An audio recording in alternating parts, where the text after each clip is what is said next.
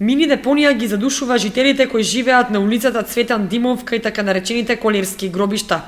Стравуваат од ширење на зарази од расфрланото ѓубре кое стои со месеци неисчистено.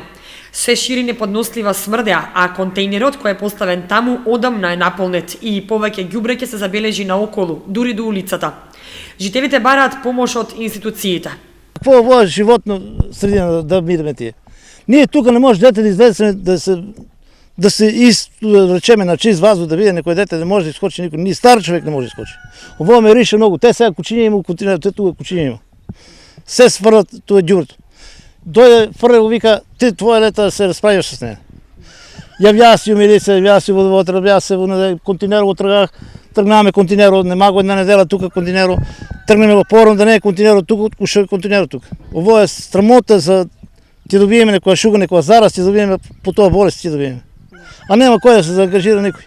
Забрануват ни стока да чуваме, а ѓубрето е тука пред тоа. Ја не верувам, нека има, нека чува некој, не е да не чува. Чисто, нели? Треба тоа водовод да преземе мерки. На 5 дена да го трга ѓубрето, па ѓубре има. А он не го трга никој по цел месец. Не знам, грозно за гледање. Тоа е. И да се обратиме, многу пати се имам обраќано, ама тоа нема врска, не доваѓаат него чистат. Тоа е. Тука се работи поготово со железари и нема дека да го фрлат тука, се што падне се е тука. Чистењето тешка работа. Се што падне се така остане. Водоводо не си ја врши што треба работа. Треба да имат, ако не повеќе, барем уште 2-3 континера тука за оваа насоба тука е многу голема.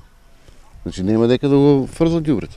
Народот ќе се разболат на народот децата.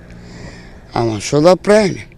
Од КП Водовод велат дека се запознаени со хаотичната состојба таму и во план е чистење на овој дел од градот, како и локацијата кај Кочанскиот панаѓур, по повод акцијата која ќе се одржи на 18 октомври на ниво на држава за чиста Македонија, рече техничкиот директор на Водовод Александар Евтимов. Акцијата ќе биде спроведена во соработка со локалната самоуправа на Кочани.